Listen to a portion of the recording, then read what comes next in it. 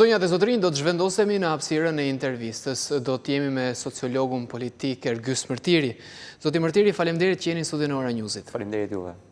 Do doja t'ju pyesja si po shkon mbledhja e firmave pasi keni nisur një peticion sa i përket ndërtimit të teatrit aty ku ka qenë dhe ashtu siç ka qenë. Si po shprehen qytetarët, çfarë po thonë? Po, sensibiliteti ka qenë shumë i madh dhe qytetarët janë shumë predispozuar. Madje nga të rradha të raste që vinë na kërkojnë, ka qelluar shpesh që vinë njerëz që thonë që ku jeni se nuk kemi ditur ku t'ju gjejmë për të firmosur. Sigurisht që ka sensibilitet madh dhe ka njerëz të cilët shprehin vërtet jo thjesht keqardhjen për një godinë, tashmë ajo ka kaluar prej kohësh, nuk është më thjesht një kauzë një godine, një ndërtese, por shumë më tepër se kaq, është një kauzë për një trashëgimi historike e cila po varroset çdo ditë. Jeni koshient për gropat e mëdha të ndërtimit të grattacielave që ndërtohen në Tiranë, duke shkatruar vilat vjetra, shtëpi, monument kulture. Jo më larg se një muaj më parë kanë qenë dy vila të stilit të vjetër të arkitekturës së vjetër tiranëse që vjen nga arkitektura osmane, të cilat u shkatruan dhe janë nga të paktat. Tashmë kanë mbetur vetëm shtëpia e madhe e Toptanasve, Sarajet e famshme. Dhe ato i është vënë syri për të prishur. Dhe sigurisht që gjithë kjo prodhon një indinjat madhe tek njerëzit, sidomos tek pjesa e banorëve të këtij qyteti, të cilët kanë jetuar fëmijërinë e tyre në këtë qytet. Por përveç kësaj, më shumë se gjitha këto, unë mendoj që sensibiliteti vjen edhe nga fakti që kjo qeveri ka dëshmuar një arrogancë të papërmbajtshme dhe shumë njerëz ndjen të sulmuar, qoftë edhe nga aspekti i faktit që qytetarët ndjen të fyer nga brutaliteti me cilën ky shtet, në mungesë të plotë të ligjeve, të rregullave, të njerëzillëkut, të humanitetit, pra vepron në sytë e kamerave, domethënë në një mënyrë të tillë barbare, duke na bërë të qesharak në sytë e botës. Kështu që gjitha këto kanë prodhuar themi indinjat shumë të madhe, shtok tu pas e fakti që kanë shumë njerëz që tek teatri shohin të simbolizuar të gjithë nevojën e tyre për të shprehur pakënaqësinë e thellë për mënyrën se si jetojnë, se si çdo ditë rropaten në këtë vend, se si çdo ditë fyen, shpërfillen, goditen nga ky shtet dhe pra shohin këtu mbijetesën e të vetmit themi hapësirë që ka reagim qytetar në një vend ku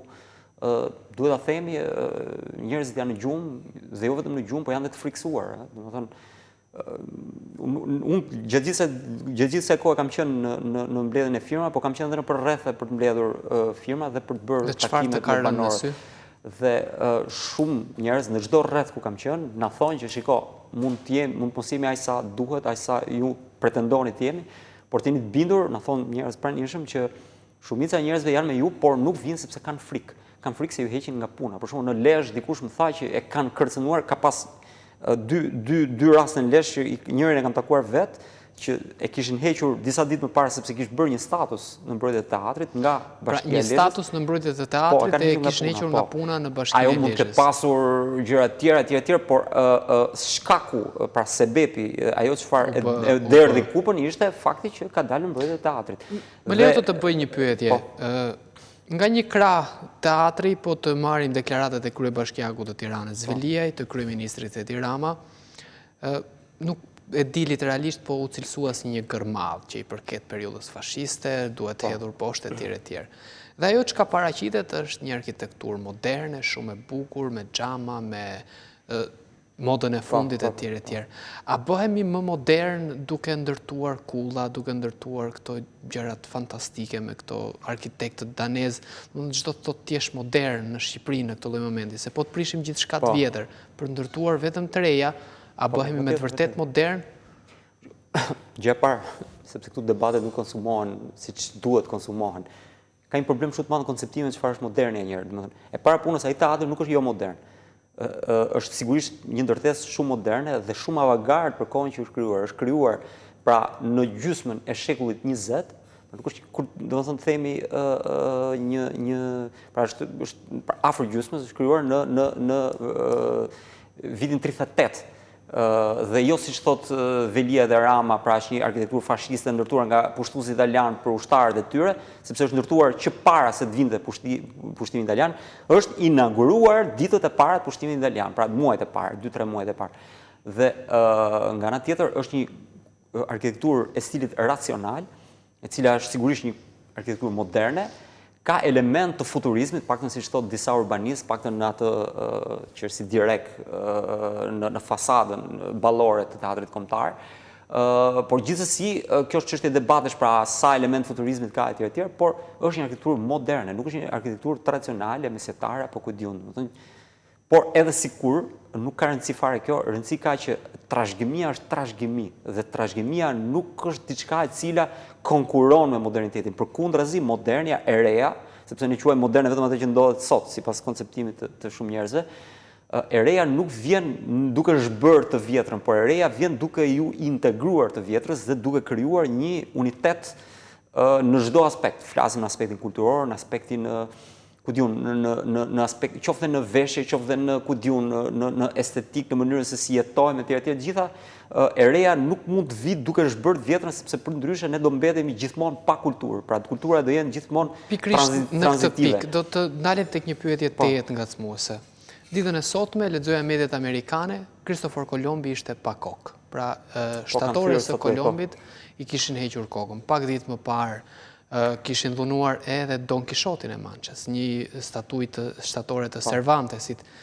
Me këtë lloj logjike, sepse e shkuara edhe ndikon të tashmen dhe tashmja ndikon të ardhmen, duhet ta prishim edhe amfiteatrin e Romës, sepse është ndërtuar nga sklevrit, si duhet veprojmë me këto lloj gjërash, me këtë trashëgimi? Në rastin e lëvizjeve në përbotë kundër racizmit, ky është problemi ideologjik atje, domethënë atje ngrihen për të kërkuar një lloj puritanizmi të tillë, pra që të zhbëjmë gjithçka që ata mendojnë se është raciste në histori, e cila është objekti një debati shumë të gjerë, në gjykimin tim nuk ka asgjë raciste tek, pavarësisht se fjalë të shkëputura nga kushdo mund të interpretohen si raciste, por nuk është dhe mbi të gjitha, edhe nëse një figurë e madhe ka disa probleme ideologjike për X gjë, kjo s'do thotë që ai thillet, por sepse kontributi i tij për gjëra të tjera është shumë i vlefshëm për shtetin amerikan, për shembull figura e Abraham Lincoln, për shembull, nuk mund të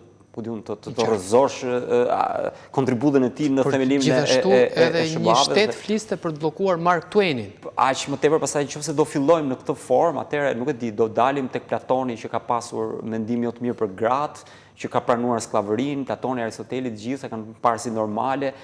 I bie që ta shkatrojmë tërë botën dhe në fund fare të lëm ku dëgjojmë, të lëm G99-at e lëvizjeve të reja politike që janë për të përmbysur sisteme dhe për të krijuar fantazitë e tyre nëpër kohë. Po mua më bën përshtypje që vërtet i kanë thyer kokën statujave të përshkruar të Abraham Lincolnit edhe ku diun, por nuk kanë cenuar monumentet e Marxit për shembull, ose të Leninit aq më keq akoma, domethënë që nuk të cilët gjithashtu kanë elemente e racizmi, nëse fillojmë ka elemente terrorizmi Lenini, jo racizmi. Përveç asaj po flasim për këtë që ata direkt, se për mua ka elemente sigurisht të terrorizmit, ka elemente të cilat, pra vetë teoria Marxit thotë që legjitimon dhunën, përmbysën me dhunë të sistemit si e vetmja mënyrë për ndërtuar rendin e ri të sarmën socialiste më tej komunizmi etj. Ti rikthehemi situatës në vend, mos të ndalemi te kjo pikë, sepse do doja ta sqaronim më gjërë në intervistë. Kurse rasti kësaj është akoma më, sepse trashëgimia në fund fare kjo është arkitekturë, domethënë kjo është trashëgimi kulturore, pra në fund fare.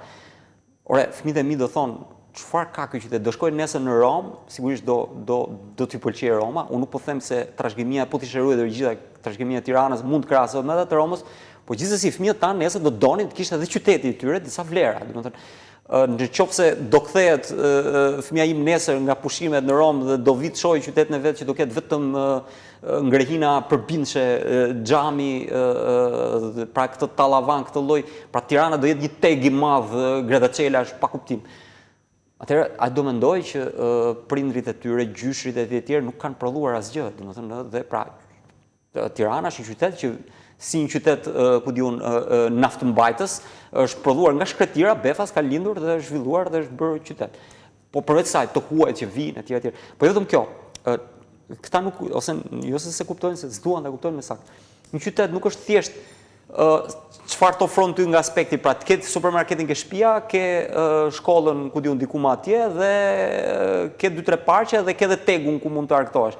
Domethënë nuk është kaq një qytet. Në qytet është dhe historia jote, do të thënë është një qytet, pra qyteti mbart themi një lloj atraksioni, sepse është mënyra ku vendi ku ti jeton dhe lidhet me mënyrën tënde të jetesës. Pra njeriu është edhe shpirt, po më thonë, nuk është vetëm ekonomia. Që ta shpjegoj në mënyrë shumë të thjeshtë, në shtëpinë tonë, ne kemi suvenire, mbajmë nëpër shtëpia, ose kemi ku diun centrot që na i ka dhuruar gjyshi, ose mbajmë unazën që na ka dhuruar stërgjyshja, apo ku diun mbajmë elemente të cilat vërtet ndoshta janë jo funksionale, por lidhen me paraardhësit tanë, lidhen me gjyshin, lidhen me njerëz që i duam, por lidhen dhe me historinë tonë. Për shembull, X gjë e kam mbajtur kur kam qenë i ri ose ku diun.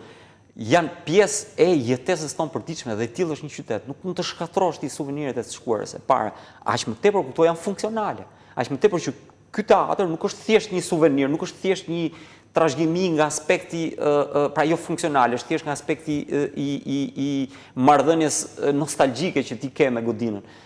Por është vërtet një teatr i mirë, jo thjesht i mirë, po më i miri që kemi, ka skenën më të madhe, thellësinë e skenës më të madhe. Tashmë se kam. E kishte, por projekti është dhe unë jam i bindur që do bëhet. Pra ka nga ana tjetër akustikën më të mirë përveç sallës së korpusit që është Akademia e Arteve, pra edhe janë të dyja në të njëjtin nivel, por nga aspekti i të qenë teatr është ka qenë dhe kur të bëhet do rijet, godina, salla më e mirë për të bërë teatr në Shqipëri, për kushtet teknike dhe për këtë mjafton të pyesësh cilin do artist dhe nuk ka dyshim për këtë askush. Pra nuk kam dëgjuar njëri që mos thotë që kushtet teknike të asaj salle, për sa i përket akustikës, thellësisë skenës, mundësisë për ti që ti t'i japësh në atë sallë, janë më të mira se çdo sallë tjetër.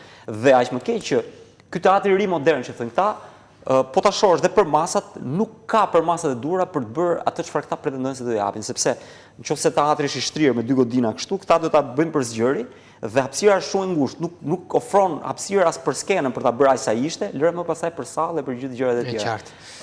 Do doja të ndaleshim në një fakt tjetër.